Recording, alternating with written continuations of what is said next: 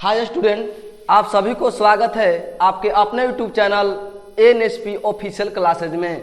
मैं नीतीश पटेल आपके लिए क्लास 10th वर्णिका भाग 2 दही वाली मंगमा कहानी के महत्वपूर्ण ऑब्जेक्टिव प्रश्न लेकर के आया हूं। तो इसलिए हे स्टूडेंट, इस वीडियो को शुरू से अंत तक जरूर देखिएगा। और हाँ, और यदि इस चैनल पर नए हो तो इस चैनल को लाइक, सब्सक्राइब और बेल आइकन की घंटी जरूर दबा दीजिएगा, ताकि जैसे ही मैं अगले अध्याय लेकर के आऊं तो आपको सबसे पहले मोबाइल स्क्रीन पर बेल आइकन की घंटी बज जाए। तो चलिए बगैर देर किए हुए चलते हैं।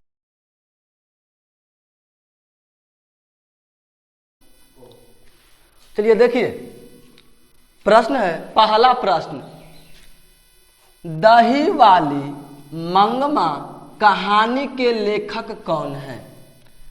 दही वाली मंगमा कहानी के लेखक कौन है? श्रीनिवास है। कौन है? श्रीनिवास हैं। आगे दूसरा ऑब्जेक्टिव प्रश्न, दही वाली मंगमा कौन सी भाषा से अनुदित है? मतलब कौन सी भाषा में लिखा गया था? तो लिखा गया था कन्नड़ भाषा। कौन भाषा? कन्नड़ भाषा। दही वाली मंगमा कौन सी भाषा से अनुदित है?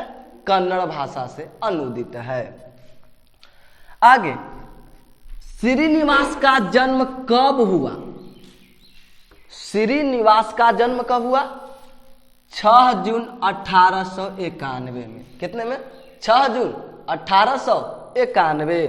आगे चौथे प्रश्न ऑब्जेक्टिव, श्रीनिवास का जन्म कहाँ हुआ था? दही वाली मंगमा कहानी के कहानीकार जो है श्रीनिवास का जन्म कहाँ हुआ है? कोलार, कर्नाटक में। कहाँ हुआ है? कोलार, कर्नाटक में। आगे पांचवें ऑब्जेक्टिव प्रश्न, श्रीनिवास का पूरा नाम क्या है? श्रीनिवास का पूरा नाम क्या है? तो पूरा नाम है मास्ती वेंकटेश अयंगार।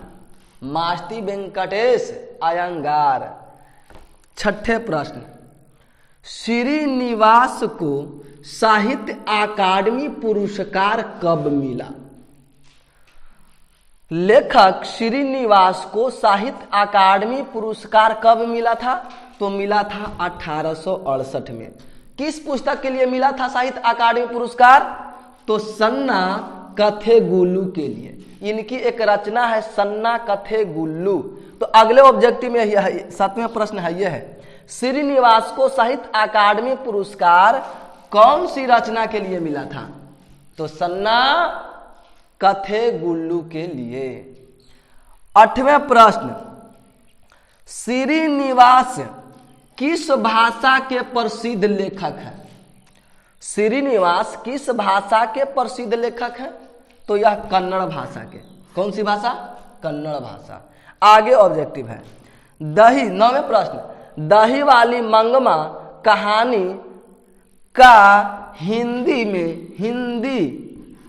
में अनुवाद किसने किया? हिंदी में अनुवाद किसने किया था? तो B.R. नारायण ने। सबसे वीवीआई क्वेश्चन है, पूछता है कि दही वाली मंगमा कहानी का हिंदी में अनुवाद किसने किया? तो B.R. नारायण में। या ऐसे भी पूछता है कि B.R. नारायण ने कौन सी कहानी का हिंदी में अनुवाद किया था? तो यह जो है दही वाली मंगमा कहानी का अनुवाद किया था। चलिए जो है से अब अगले ऑब्जेक्टिव के लिए हम लोग चलते हैं। चलिए देखिए, 10वें प्रश्न कहता है, वीवीआई प्रश्न है कि B.R. नारायण ने किस कहानी का हिंदी में अनुवाद किया था? किस कहानी का हिंदी में अनुवाद किए थे? तो वह दही वाली मंगमा कहानी का हिंदी में अनुवाद किया था। बोर्ड पूछता है वीवीआई क्वेश्चन, B.R. नारायण ने किस कहानी का हिंदी में अनुवाद किए थे? तो दही वाली मंगमा कहानी का अनुवाद किए थे। 11वां प्रश्न ऑब्जेक्टिव, दही वाली मंगमा कहानी का प्रमुख पात्र कौन है?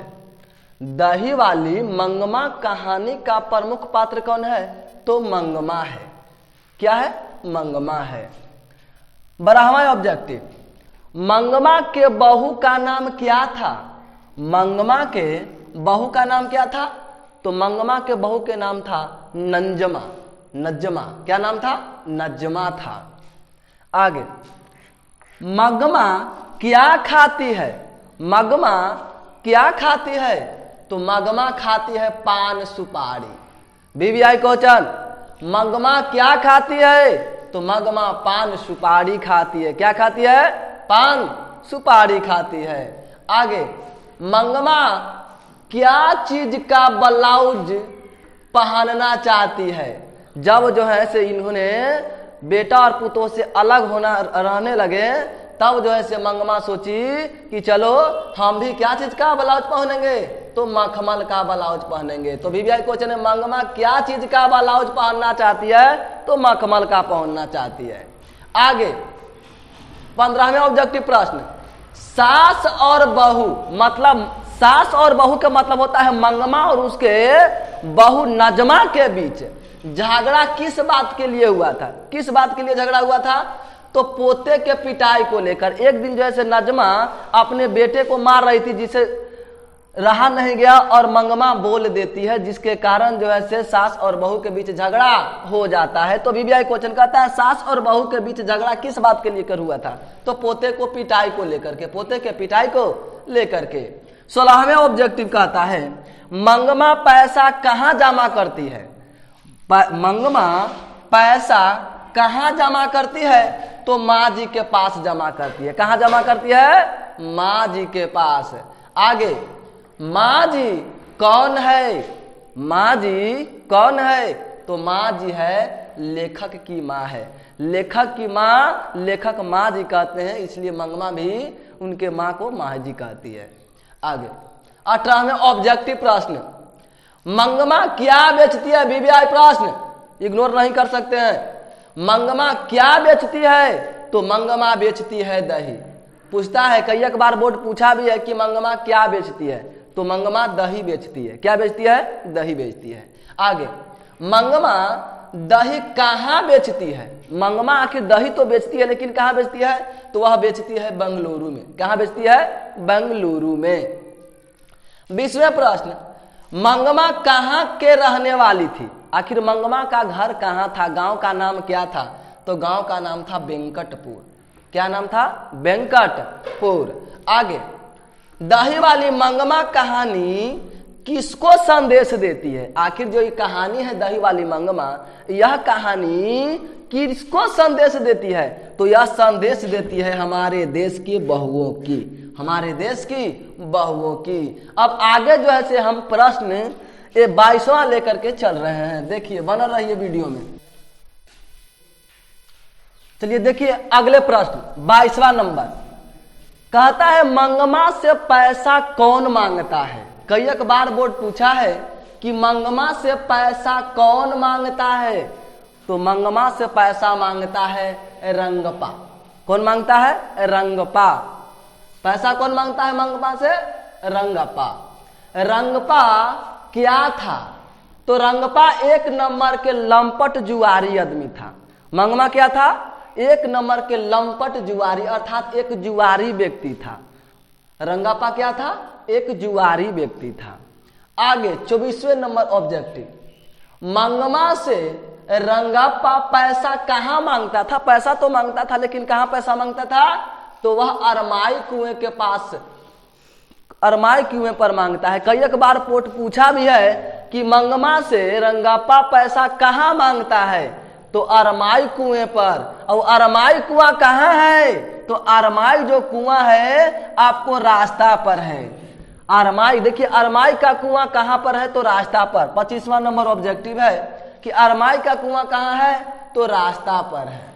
आगे 26वां नंबर ऑब्जेक्टिव प्रश्न, रंगपा कहाँ का रहने वाला था? रंगप्पा कहाँ का रहने वाला है? तो रंगप्पा रहने वाला है वेंकटपुर का, जहां से मंगमा रहती है, उसी गांव का रहने वाला, वेंकटपुर का रहने वाला रंगप्पा भी था।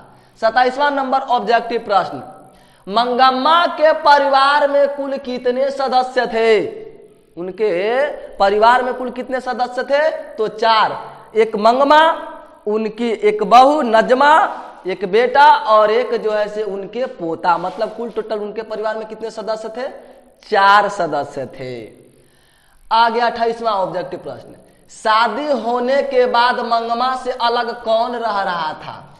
शादी होने के बाद मंगमा से अलग कौन रह रहा था? तो उसका बेटा। हर कोई दुनिया का आज रीति हो गया है, शादी हो जाता है, माँ बाप को जो है बेटे भुला जाते हैं। कहा गया है कि बेटा को पतर हो सकता है लेकिन माँ को माता नहीं हो सकती है।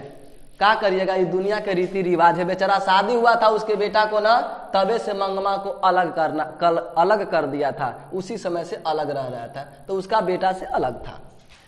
29वां नंबर ऑब्जेक्टिव प्रश्न, मंगमा किसकी प्रतिनिधि करती है?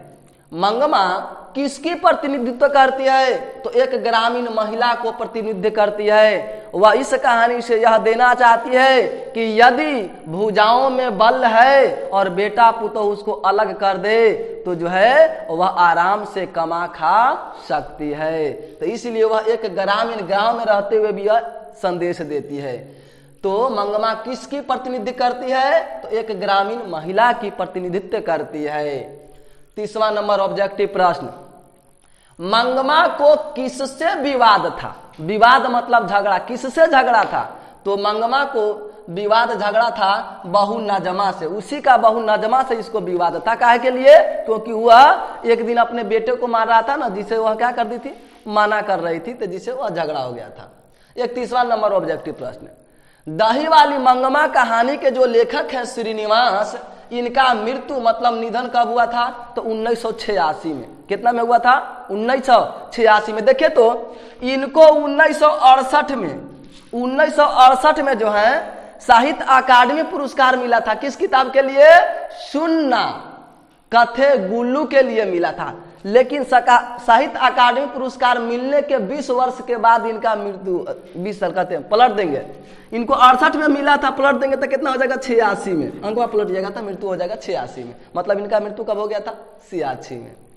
आगे 32वां नंबर ऑब्जेक्टिव प्रश्न, मंगमा कैसी थी? मंगमा कैसी थी? तो मंगमा अंधविश्वास थी। वह अंधविश्वासी व्यक्ति थी। कैसे व्यक्ति थी? अंधविश्वासी। लास्ट ऑब्जेक्टिव प्रश्न, क्यों राक्षसी छोटे बच्चों को क्यों पीटती है? क्यों राक्षसी छोटे बच्चों को क्यों पीटती है? किसने कहा था? तो कहा था मंगमा। किसने कहा था? मंगमा कहा था। किसको कहा था? तो अपने बहु नजमा को कहा था। तो चलिए देखिए, इस तरह से आपको ऑब्जेक्टिव का पूरा जो है बताया गया है। इस शुरू से अंत तक वीडियो देखेगा तो पक्का गारंटेड करता हूं कि आपको संपूर्ण ऑब्जेक्टिव तैयार हो गया होगा। इस वीडियो को देखने के बाद आप कमेंट में जरूर बताइएगा कि इनमें से सभी ऑब्जेक्टिव प्रश्न में से आपको कितने ऑब्जेक्टिव प्रश्न याद थे। तो कमेंट करके जरूर बताइएगा। चलिए बाय।